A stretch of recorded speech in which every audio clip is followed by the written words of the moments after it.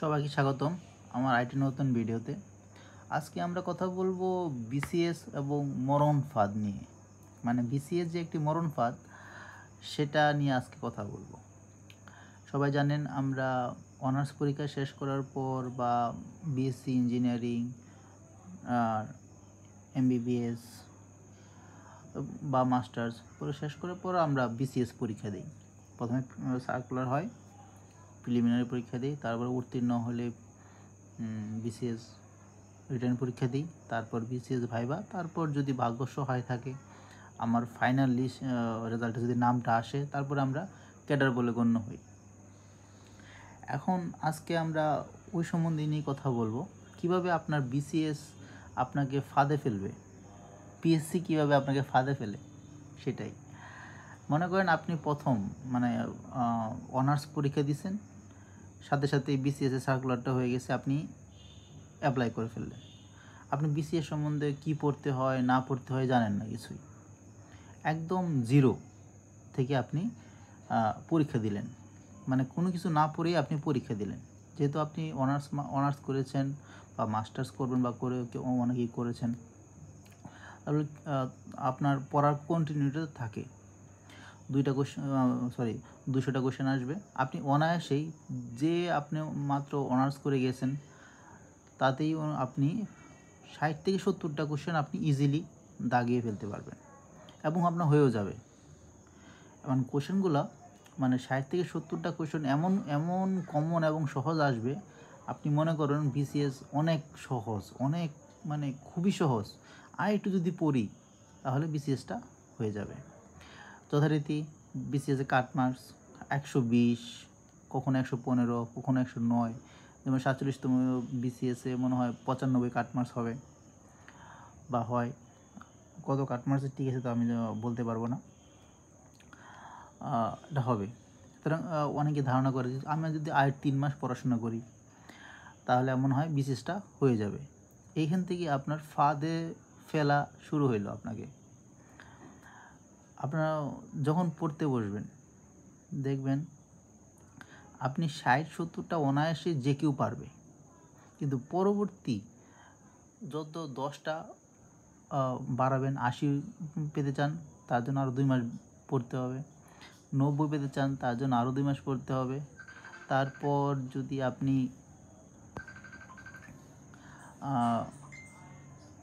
100 পেতে চান বা একটু ভালো করতে চান তার জন্য আপনার মিনিমাম ভালো করে 6 মাস পড়তে হবে।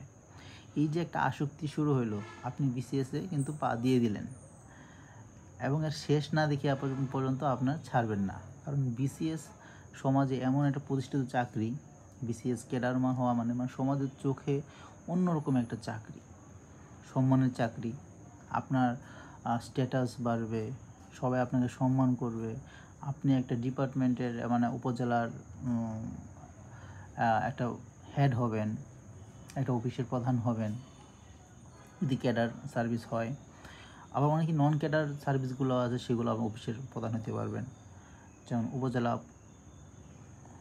মহিলা বিষয়ক কর্মকর্তা, উপজেলা নির্বাচন অফিসার, এমন আরও অনেক আছে, যেমন আরও অনেক এরকম আছে।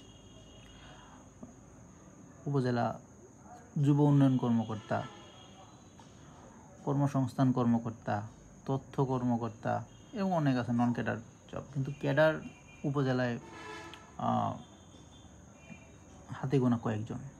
ইউনো, এসিলেন্ট, বিসিএস পরিবার পরিকল্পনা, বিসিএস গণপূর্ত যদি পোস্ট থাকে, কাস্টমস যদি আশেপাশে কোনো বন্দর নগরী থাকে বা কোনো স্থলবন্দর থাকে, বিসিএস ট্যাক্স হতে পারে, আর এগুলাই সাধারণত থাকে। আর যদি কলেজ থাকে সেখানে বিসিএস এডুকেশন পাবেন, এই কয়টা আপনার পাবেন।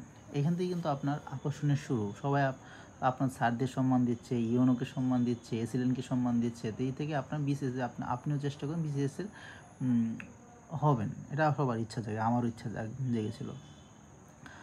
কিন্তু আপনি যদি সব কিছু জেনে না শুনে বিসিএসে ঝাঁপ দেন তাহলে কিন্তু মরবেন। আগে প্ল্যান করেন। কোনো একটা কাজ করার আগে আপনি যদি প্ল্যান করে নামেন তাহলে 50% সফলতা আপনার ওইখানেই হয়ে যাবে। প্রথমে সিলেবাসটা ভালো করে দেখেন, নোট করেন, কোন কোন বই কিনতে হবে সেইগুলো দেখেন, কোয়েশ্চেন বিসিএসসি কোয়েশ্চেনগুলো একটু উল্টিয়ে পাল্টিয়ে দেখেন, তাহলে আপনি বুঝতে পারবেন যে কোয়েশ্চেনগুলো কেমন হয়, কেমন ট্রিকি কোয়েশ্চেন হয়। তাহলে আপনি আস্তে আস্তে আপনি বিসিএসসির প্রতি আকর্ষণটা আরও বাড়বে, এবং আকর্ষণটা যেন মোটিভেশনের রূপ নেয় সেই জিনিসটা দেখবেন। আমি আবারও বলতেছি, 3টা জিনিস আমি প্রতিটা আমার ভিডিওতেই বলি, 3টা গুণ অবশ্যই একজন বিসিএস ক্যান্ডিডেট থাকতে হবে। হলো অতিমাত্রায় পরিশ্রম করা, পড়াশোনা আর কি, মাটি কাটা বলতেছি না, সরি, অতিমাত্রায় পরিশ্রম করা, পড়াশোনা করা আর কি, ধৈর্য থাকা এবং মোটিভেটেড। দেখবেন 7 দিন পর পর বা 3 দিন ভালো পড়লেন, আর একদিন 2-3 দিন পড়তে ইচ্ছা করতেছে না, এরকম হলে হবে না।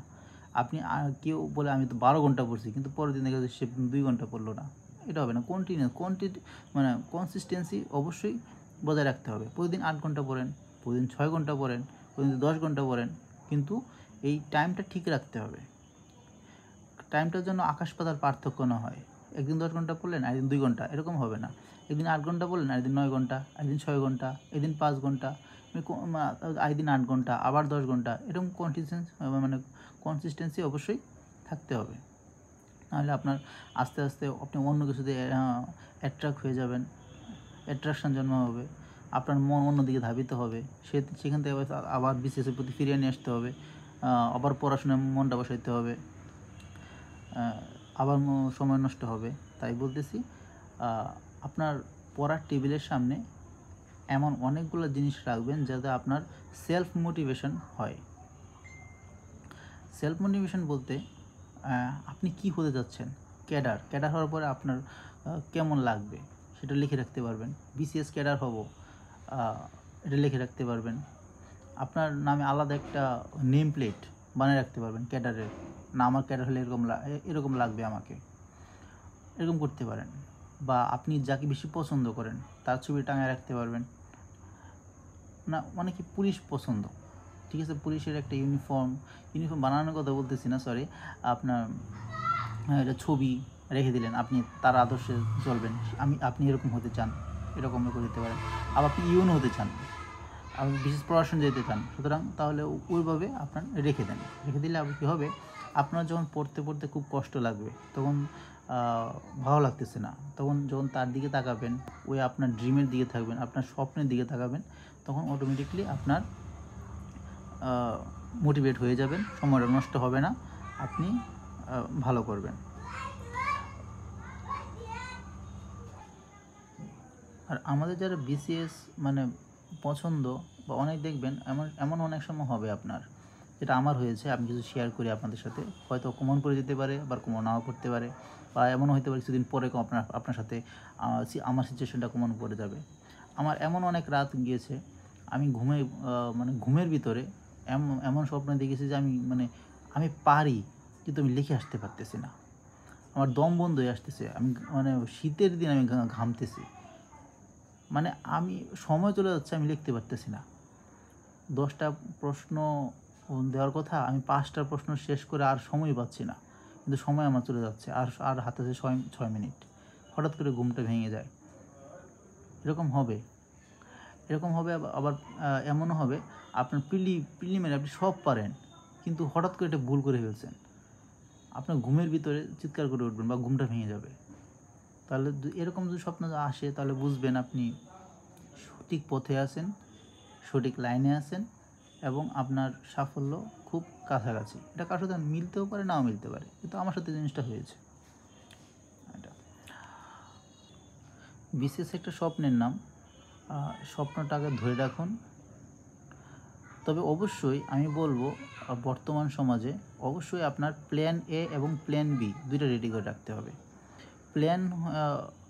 প্ল্যান এ হলো আপনার বিসিএস, আপনার স্বপ্ন, আর প্ল্যান বি যদি না হয়, কারণ বাই চান্সে অনেক কিছু বলা যায় না, তবে আপনি যদি ভালো করে পড়েন, আপনি যদি ভালো করে পড়েন এবং প্রতিটা বিসিএসই আপনি পাশ করে যান, একটা বিসিএস সম্পন্ন হতে আমি আবার বলছি 3 থেকে 3.5 বছর সময় লাগে।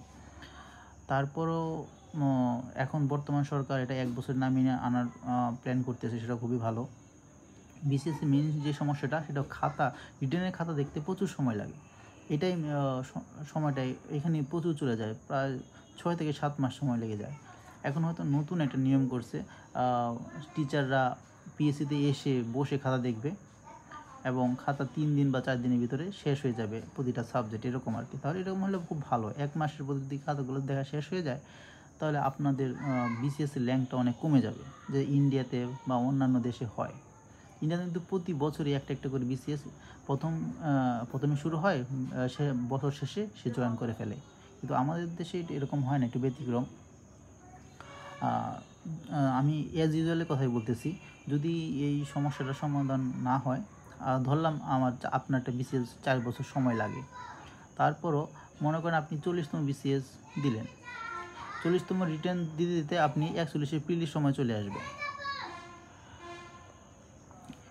41 প্রিলি দিয়ে আবার 40 ভাইবা দিতে দিতে আবার দেখবেন 43 অ্যাপ্লাই করা হয়ে যাচ্ছে। আপনি যখন একবার ভালো করে বিসিএসটা পড়বেন, তাহলে মানে বিসিএসের কোনো না কোনো ধাপে আপনি থাকবেন। হয়তো কোনোটা ফাইনাল রেজাল্টের জন্য অপেক্ষা করতেছেন, কোনোটা রিটেনে টিকে আছেন, ভাইবা দিবেন, কোনোটার ভাইবা দিছেন, ভাইবা সামনে হবে, আবার কোনোটা সার্কুলার করে রাখছেন, সামনে প্রিলি পরীক্ষা, এরকম।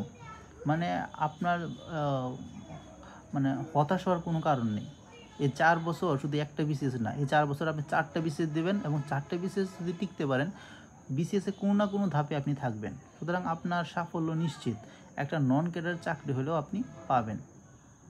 আর ইদানিং শুনলাম যে নন ক্যাডার নীতিমালা চেঞ্জ হবে, যেটা 40তম বিসিএসে চেঞ্জ হয়েছিল, যার জন্য অনেকেই সাফার করছে, আমিও সাফার করছি। আমাদের 40তম বিসিএসটা নন ক্যাডার অনেক আগে নিয়োগ দেওয়ার কথা ছিল, কিন্তু হয় নাই, অনেক পিছিয়ে গেছে, এই কারণে সময়টা বেশি লাগছে। এই জন্য 40 নন ক্যাডার আমি হয়েও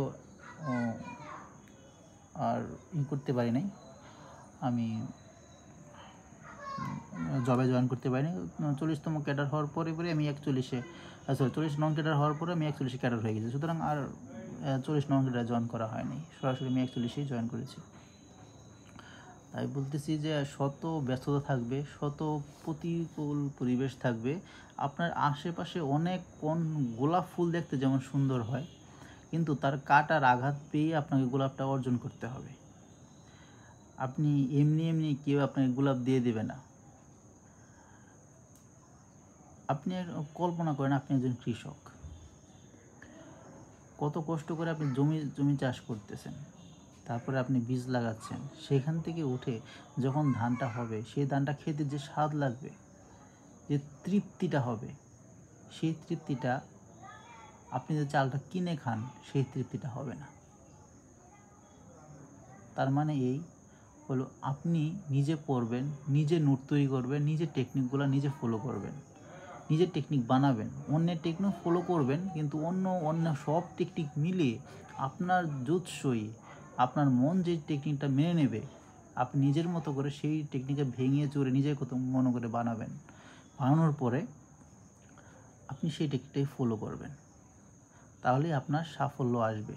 ঠিক তেমনি কারো আপনার নোট পড়ে, পড়ে আপনি বেশি ভালো করতে পারবেন না। নিজে নোট তৈরি করেন, নোট তৈরি করার যে পরিশ্রমটা হবে, উপরওয়ালা দেখবে, সে সন্তুষ্ট হবে, আপনাকে ভালো একটা প্রতিদান সে দেবে। তাই নিজে নোট তৈরি করেন, নিজে পড়েন, নিজের পরিশ্রম করেন, রাত জেগে জেগে নোট তৈরি করেন, ভালো হবে আপনার।